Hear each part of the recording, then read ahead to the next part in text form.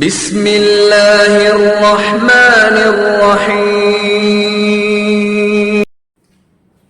السلام علیکم ورحمۃ اللہ وبرکاتہ۔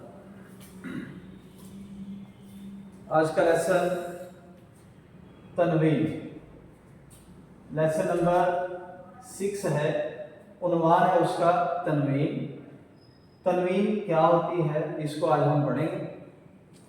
تنوین دو زبر، دو زیر اور دو پیش کو تنوین کہتے ہیں۔ آج ہم اس لیسن کو سمجھیں گے اور پڑھیں گے۔ آغاز کرتے ہیں تعوذ اور تسمیہ سے۔ تعوذ، اعوذ باللہ من الشیطان الرجیم۔ تسمیہ، بسم اللہ الرحمن الرحیم۔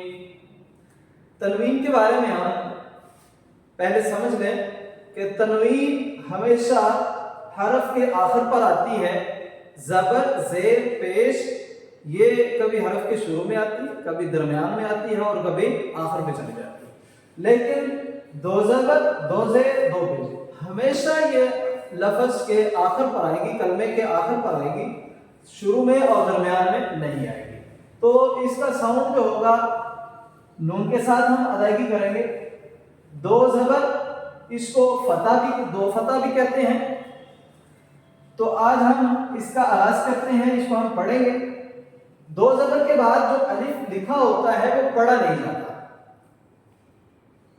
اس کو ہم پڑھتے ہیں با دو زبر بن، تا دو زبر تن، سا دو زبر سن، جیم دو زبر جن، الف نہیں پڑھیں گے اس کا۔ حا دو زبر حن، خا دو زبر خن، دال دو زبر دن، دال دو زبر دن۔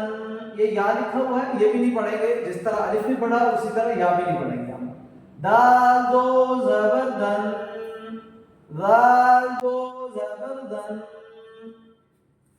را دو زبر رن، زا دو زبر زن، سین دو زبر سن، شین دو زبر شن، صاد دو زبر صن، ضاد دو زبر ون، طا دو زبر طن، ظا دو زبر ظن، عین دو زبر عن، غین دو زبر غن، فا دو زبر فن، قاف دو زبر قن۔